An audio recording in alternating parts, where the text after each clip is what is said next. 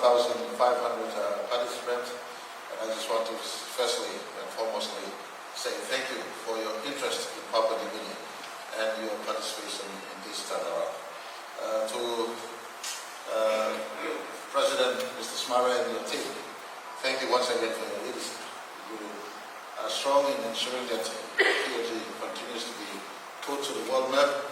It was not too long ago we came out of a similar conference in Hong Kong, and let me say thank you once again for your continued leadership, and you have spoken well, setting the pace for the next few days in which we are in session. Let me acknowledge the people of this land who are traditional custodian of this place, the First Nation, the Eora Nation, in this part of Australia where we are converging. I just want to sincerely acknowledge the past, today's people, and the children who will come after them. Thank you once again for the continuous welcome to all of us as guests to this important event.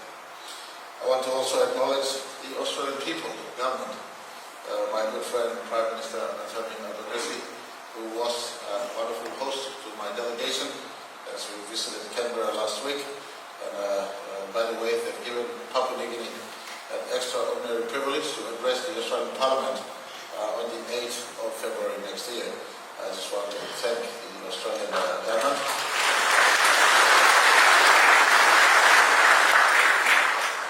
I want to thank the Australian government, today's government, as I also thank past governments for continuous help and partnership with Papua New Guinea over many, many years, and all Australian investors who come and invest in Papua New Guinea. Thank you very much for your continuous support to the growth of Papua New Guinea, and we sincerely value each and every effort. Australian government, Australian private sector, and Australian taxpayers and people work and give help to Papua New Guinea. It would be remiss of me not to acknowledge my colleagues in Parliament who are here, ministers of state, governors of our important provinces, and members of Parliament, vice ministers. Thank you very much for coming and joining us. This is a premier get-together. Taxpayers are in the house, in the room. Please reach out to all of them because they pay the tax. It makes you and me work in serving our country. So spend some time reaching out. But for you also, our taxpayers, have a reach to all these leaders of our country. They are the reason why the country is experiencing growth. Each and every one of them play an important role in their part of our country to ensure that we remain robust democracy. So let me thank all my colleagues in Parliament who will be here with us in this important conference. I want to also acknowledge Chief Secretary of State, Mr. Nkomalio, and all department heads who are here today. Thank you for coming in. You are certainly the team behind the stage to ensure we get to stand up in podiums like this. I just want to say thank you to the entire public service machinery who are here. Hopefully in this conference you've learned a thing or two, and as we go back home, we just get to work better and serving our people better. I want to acknowledge our investors, the foundation investors in the economy, and many of you who continue to remain so up till today, as well as those who have an interest to come into PNG, who are shopping in today and sitting in this conference. Thank you very much for your presence in Papua New Guinea, or your interest in Papua New Guinea. We're not a bad place, and I will come to why we are a good place a little bit later in my speech. Tracy, how much time do I have, if you don't mind? Thank you. You got to be standing up there and waving like the speakers do that your time is up. In any case, I just want to appreciate all of you for coming out. I was here the last time we had this conference, and I spoke on 4 P's and 1 W. I guess you all want to hear more about these projects. Papua New Guinea has been assisted in a big way by mining companies, oil and gas companies. I just want to say thank you very much to all of you in this sector of our economy. You have played a very, very big role in where my country is today, and I just want to step back. You don't have to clap, but every citizen Papua New Guineans in the House. Why don't you join me in giving a big round of applause to all in the mining sector in our country and the petroleum sector.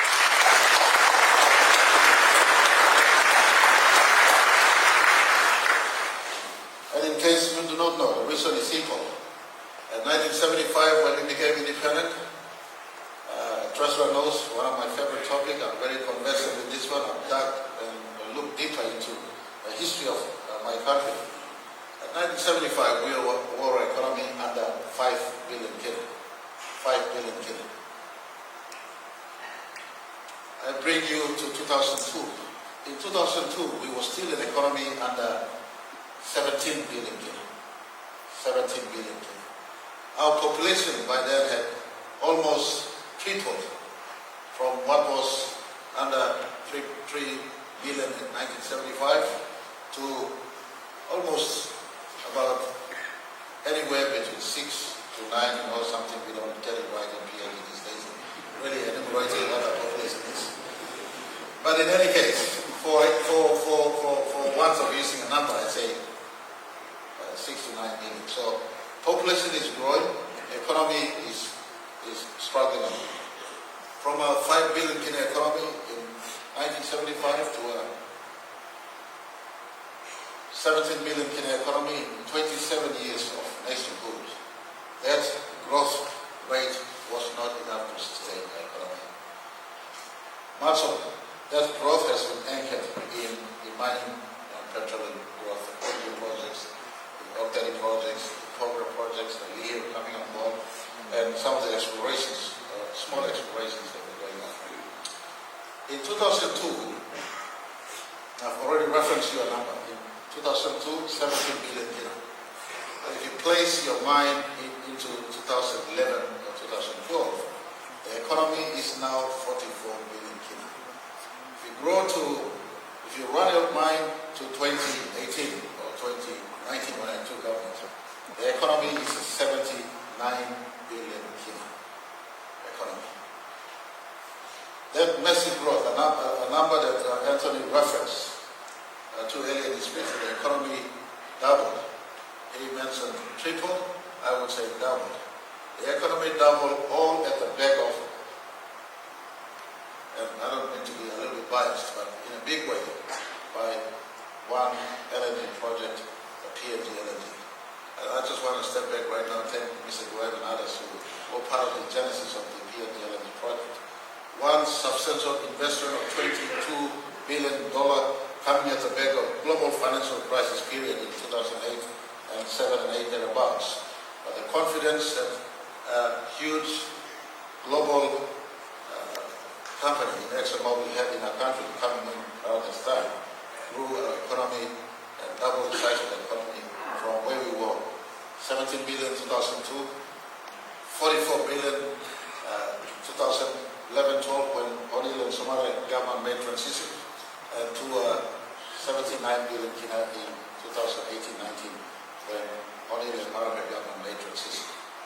One project, and it is a project that the Chamber of Resource and Energy manages today and supervises and facilitates. It's a project in the resource sector. It is a project in the resource sector. That is just a testament to the value of projects in our country. For leaders who are with me today and public servants and Papua New Guineans, as we also talk to the sector, let us be impressed that the sector is a big employer, the sector is a big contributor to the economy, the sector has contributed to the economy in a substantial manner. And I just want to again step back and thank the petroleum, the mining sector.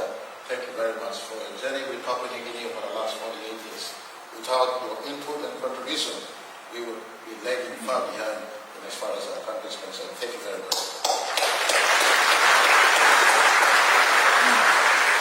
And so since then, we have remained at work. The last 4 years was not easy. However, our country remains functional. In the last 4 years, we have delivered to our people's expectations and to the best of our ability. We have miles to cover still, but nonetheless, we have held grounds in as far as our own focus as government is concerned, including trying our absolute best to marry the national interest of our country and marry the interest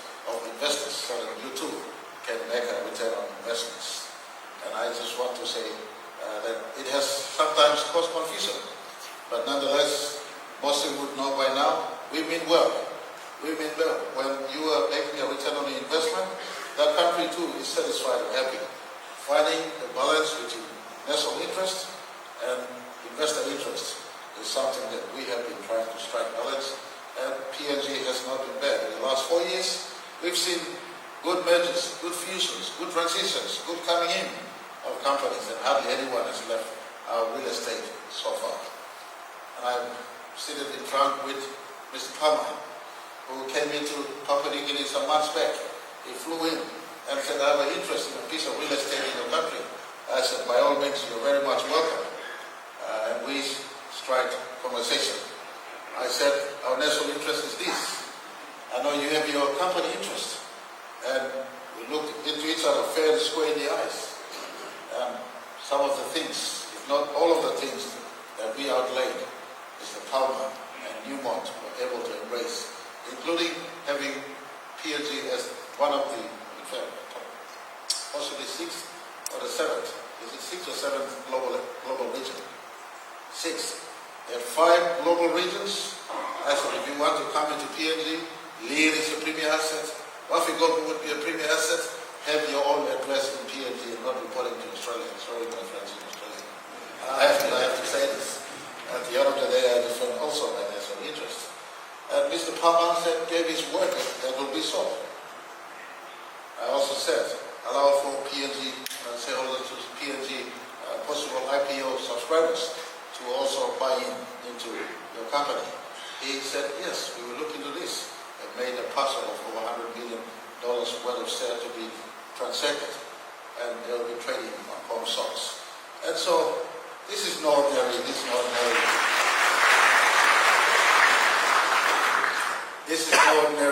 Johnny come lately, this global powerhouse, superpower in the gold business, the premier asset, globally speaking.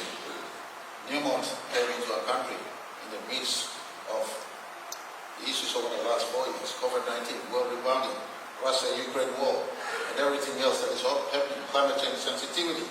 Newmont came into Papua New Guinea. We also saw the solution of oil sales fading out. Santos coming, by the way. Santos got on the side on Friday, and I became the golf player on Friday. I'll never forget this one. They asked me to play with him. And so Santos and oil sales fused, and Santos became bigger. That took place in the last 3 or 4 years. In case you have easy access to communication back in PNG right now, Telstra, the biggest telco company in Australia, came into the PNG market in the last 4 years. What am I saying here? That is an indication that is trust and confidence in the economy of Papua New Guinea. And those who've been investing in our country still hold ground. They have not considered ground. Harmony remains so. Thank you, Peter, for joining us. Of course, Barik and myself, my favorite topic. We had a fair go and contest, all in the interest of finding the middle ground in which they win and we win. Barik still remains, even though SML1 closed. Barik has now joined Papua New Guinea into a wonderful partnership, a story that needs to be impressed. That in the partnership we have, we sit on the side of 51% equity, and they sit on the side of 49% equity. They still make a return on investments. A fair go. They make money, we make money, all of us happy at the end of the day. And this story has just emerged, something that many misread me in 2019. When I pronounced the Take Back PNG philosophy and mantra, they thought I'm going to chase our old investors. Far from it, our conversation was simple. Let's look at sitting on the table. You win, we win.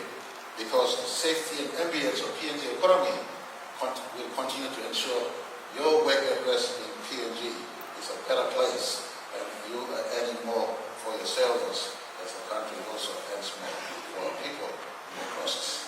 The last 4 years as we work with you, and I appreciate your contribution so far, we plowed back.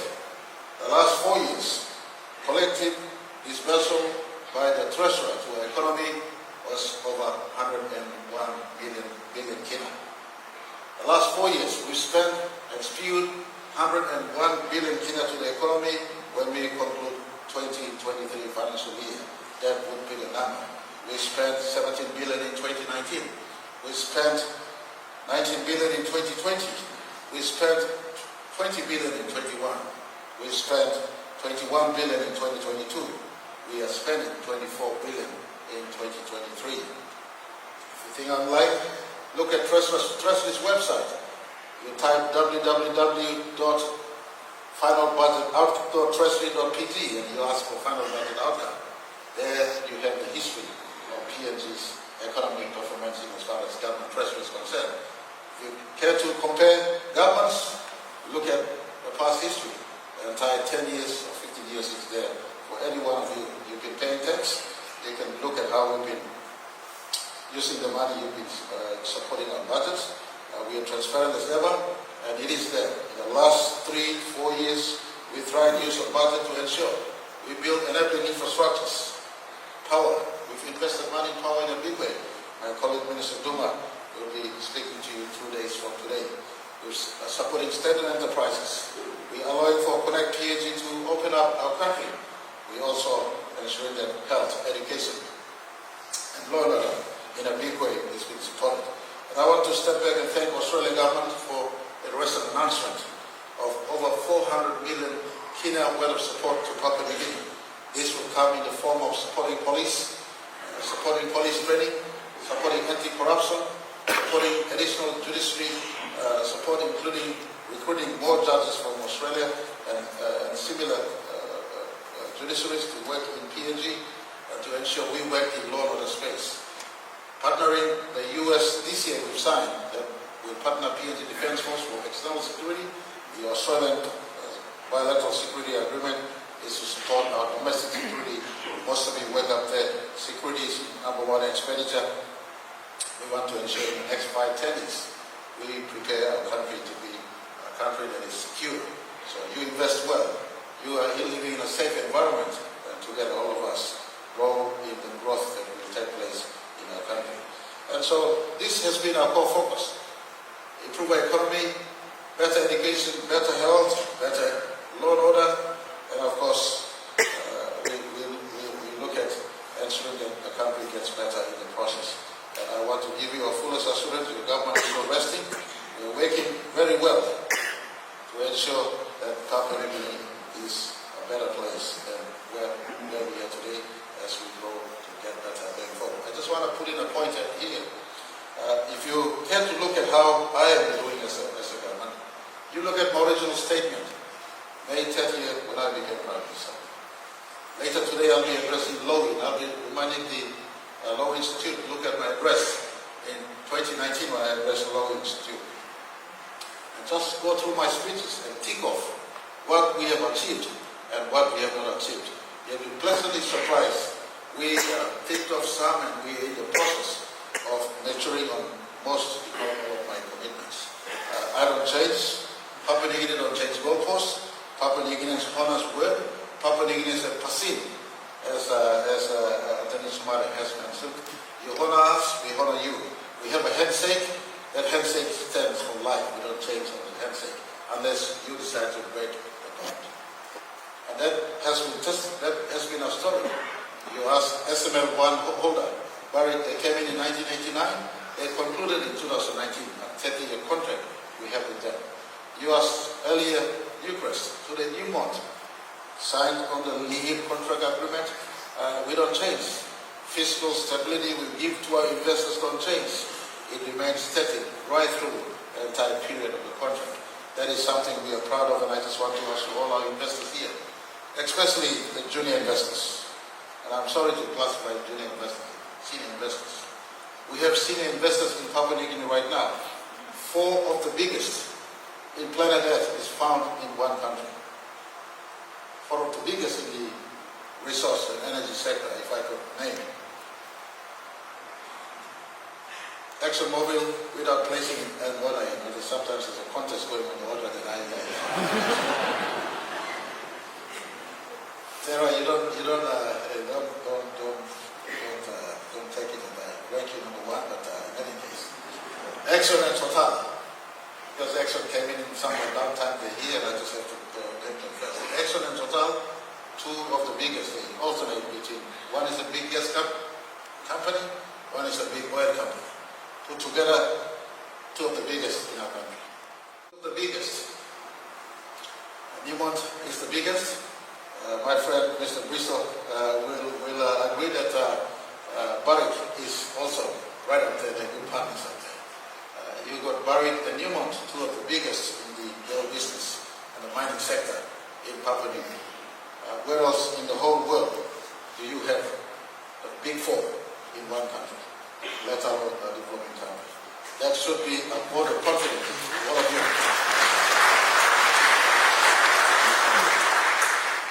That should be a vote of confidence to all of you who are thinking and trying to say, is it safe?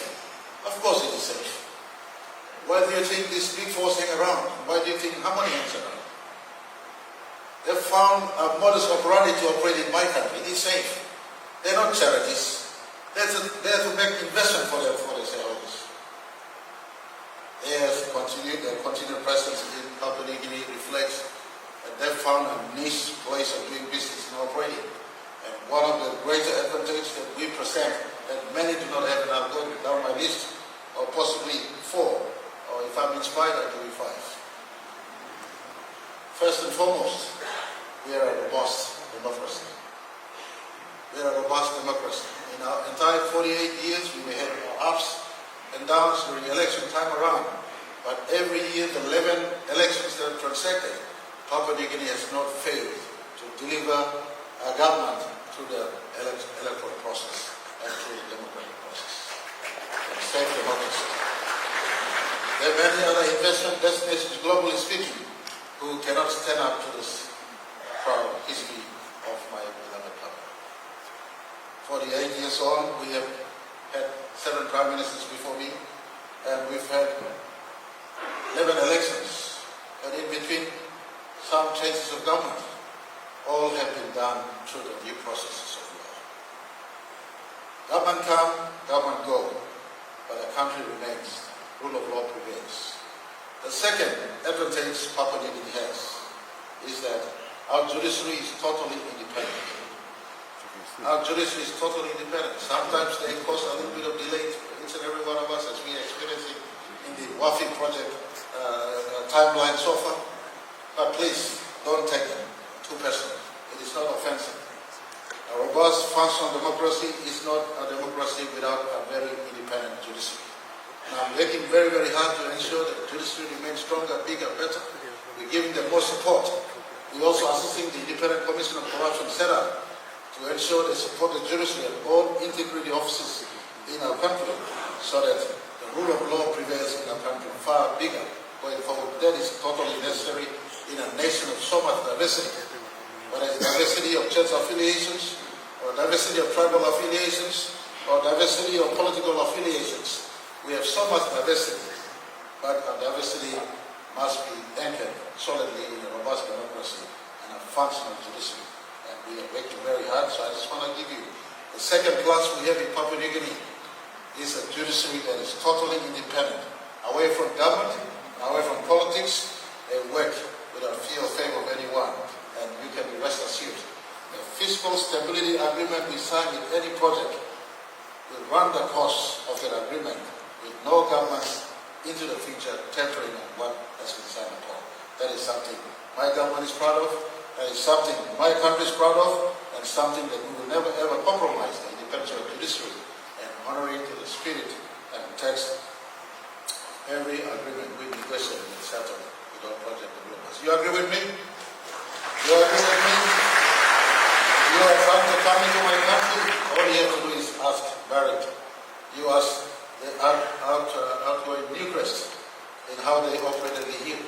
I must disclose I'm a great founder of the fact that the lead project hardly pay any corporate tax. And they remind me they pay personal income tax. But as Prime Minister, I'm bound by the agreement my predecessor said. And this is something we value. It's our word, it's our bond. We honor our word and our bond. I think this is something that is second to none. You can't find it in many nations. You can't find it without naming other regions of the world you investors operate. You know how other regions operate, you know how other regimes operate. Papua New Guinea is a fair democracy. We agree upon something, we live to honor what we agreed upon, including predecessors of signed agreements. And this is the second biggest strength we have in Papua New Guinea. The third biggest strength we have is my people, our people. Many judge us with cover over the legs, so to speak. You look deep in my people, intrinsically in the DNA of all my learners and all my people of my country, they're very good people. They're very good people. You find a place to honor them, they will return honor to you in leaps and bounds. They will return honor to you in leaps and bounds. That is why my conversation has been, let's look into downstream processing, let's look into upping the local content so that you're not farming out the investment dollar you bring into PNG to a contractor elsewhere. But you are really allowing for more of the dollar to percolate into kina and residual kina in the economy. I just want to say the third advantage we have, though diverse we may be, we speak one common language as Melanesian Christians in the core of our DNA. It's a heart of forgiveness, it's a heart of tolerance, it's a heart of welcoming everyone that comes in with good pasin. And if you strike a fair pasin to us, we will repay the pasin to you in leaps and bounds and in many, many forms. I just want to say the third plus of my country is the pasin of my people. The fourth plus we have is our environment in totality. Our environment in totality. Unbeknown to many of you, when you choose to invest in Papua New Guinea, that the climate change and conversation would be contemporary 21st century conversation. Today, climate change, and if you go to the bankers, they will ask you, are you working in a green economy? What is your carbon footprint? And the consciousness of climate change has got bigger, better, and rightfully so. But the good news Papua New Guinea offers to every investor who invests in my country is that we're not carbon neutral, but we are a carbon negative country. I repeat, we're not a carbon neutral, but we're a carbon negative country. And so Papua New Guinea will not slow down in attracting investments in the hydrocarbon space. I know, Mr. Smart and your team, you've rebranded to energy sector, that's very good. But I'm old school. I still say to those who talk about climate change, and talk about the fossil fuel, and talk about the hydrocarbon industry. You shut down your coal industry first before you come and lecture me on climate change.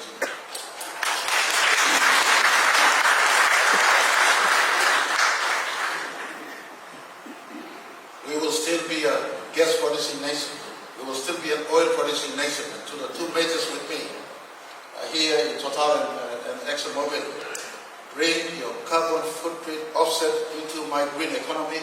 I have 462,840 square kilometers of land. Of that, 70% is forested. That's a green economy. If I throw in the blue economy side of things, my entire 5 million square kilometers of territory is half in the blue, not half, rather 70% in the blue economy sector. My marine ecosystem, including the mangroves, and my terrestrial ecosystem, including my tropical rainforest, has adequate cover to give you coverage in your carbon footprint. When you operate in Papua New Guinea, you're operating in a carbon negative country. Right now, together, those of you operating your companies in my country, and my people and government, our carbon footprint is under 10 million metric tons of CO2 or carbon footprint. Our absorption capacity is over 100 million metric tons. And so we are by far miles carbon negative. We still have room for improvement. We will tidy this space. Some of you have seen me coming back from France. I still remain a big protest. I don't attend COP meetings because I feel this is a forum where they just speak and they don't do anything. My conversation has been, if you speak, put your money in forestry conservation. Put your money in forestry conservation. And so we will go big in the space. We will have a green label for all of you operating in my country. You work in PNG, you're a green company. Your product in PNG, you're a green product. We will tidy this space. So as you work out there, you go out to the world, you tell your story. I'm working with the government in forest management, forest conservation, mangrove replanting, afforestation, reforestation. I have a green label. Papua New Guinea is a green country. Don't worry about me here, ExxonMobil here, Total here, Santos here, everything else, we are safe. And this is the advantage, competitive advantage we bring that other nations do not bring to. Or most nations do not bring. Is that okay? Have you heard this before? Have you heard this before or you haven't heard this before? I'm indicating to you in the right place. Fear not. And to all the lenders here, if the lenders globally are not lending, ANZ, Westpac, BSP, the lenders of Pacific must pull together your capital to lend to projects in the Pacific. Australia is working with me. My forest can be shared with Australia for carbon footprint offset. We're sufficient up there. So let us not fear, maybe shut down the coal first and then we talk about shutting down the oil. Oil remains and gas remains with transitional energy. No one is moving in a big way shutting down coal. We will still be harvesting gas in PNG. And guess what? Exxon's got a fifth W of second W coming into the picture as we speak. Is that correct, Tara? Yes, sir. I've named about 4 P's and 1 W. Today I am going to possibly introduce a second W. And there are many W's in the horizon. 4 P's, Pogra, Papua LNG, Pinyang and Pasca, and Wafi Golfo. I spoke of in the last time I was addressing this session. Papua LNG, I will leave to Total to announce. But FID is there in the horizon. I just want to thank Total for your leadership and continuous leadership. Carry on working with Dr. Alberta. Carry on working with Minister Kua. Let's conclude what needs to be concluded as we await the FID announcements. It is there in the horizon. I will not have I do not know the intricacies of companies and how they work, but I have been assured that FID is in the horizon 2024. Anytime in 2024 they will make announcements on Papua FID. That's the second P. Did I say on Pogra already? The first P in Pogra? Pogra, SML granted, MDC granted. The advantage of working with government also, government has the ability to ensure without breaking the due process, we expedited some matters. We've already preserved the landowner compensation agreement preserved in law, and Pogra is just one step away from reef firing. I just want to step back and say thank you to Mr. Bristol and his team from Marape. They have heed our cry. We worked through this, and Pogra is now almost ready for opening. I know many of you said I've said this many, many times and it has not happened. You're entitled to doubt me, that is within your total right. But in as far as what I know every step of the way at Governor Ipadas, the mining sector, MD Jerry Gary and everybody has been with me every step of the way. And we are a nation of order and rule and requirements. We've ticked everything we need to tick off. And it's now just the technical aspects. And Pogra is ready to be open anytime. President, good news. Marape will release a statement sometimes this week on the status of Pogra in final. So that's Pogra, my second P. Pasca, still running around in circle, the lowest hanging fruit. If Twinja and MRDC and DP and SMT sit in a room, it is there for conclusion. Pasca is there in the seconds. And Pinyang. Pinyang project is something special to me, one of the projects that has my signature. Pinyang project, we're delivering about 60%. Total value chain benefit back to PNG economy is being carved out at 60%. Pinyang will be synchronized with how Papua is being developed. Pinyang, and right now for the next 10 years. If you're with me for the next 10 years, we come back. This day, 10 years from today, we would have retired FID Papua, go into construction, first gas Papua, migrate construction to Pinyang, do Pinyang, and then come back. We would have had, if ExxonMobil is to announce that we bring the new W into the picture, then that would be something else. So next 10 years, I got oil and gas lined up. and we have mining projects lined up. Off you go to, almost there. We've signed MOU already. That is the template in which we will migrate our SML requirements and MDC requirements, and Wafikoku is there to be concluded ASAP. There's a court case that has come into the picture that has slowed down us a little bit.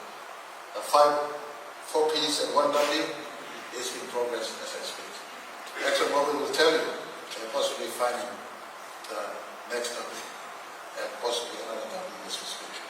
In conclusion, Papua remains an attractive place. Don't fear about the climate change conversation. We are carbon negative. Continue investing in our country. We work with each and every one of you. And as you work, I want you, in conclusion, please don't leave behind my learners. Pick them up and take them with you. When they're happy, the provincial governments are happy, then me and national government will be happy, and collectively all of us will be happy. PNG remains a good place for investment. We have our competitive advantages that many companies would have. Lastly but not the least, our access to market is second to none. I relate very well with all markets in Asia, North Asia, West Asia, Southeast Asia, and to the West. That marketplace is there for all investors to produce and sell also. God bless each and every one of you. I look forward to your participation. Wish you all a pleasant participation, contribution, learning, and hopefully as you come out of this, you'll exchange your card with someone new, and you'll find doing business in PNG an option for you and your company. Thank you very much. God bless you.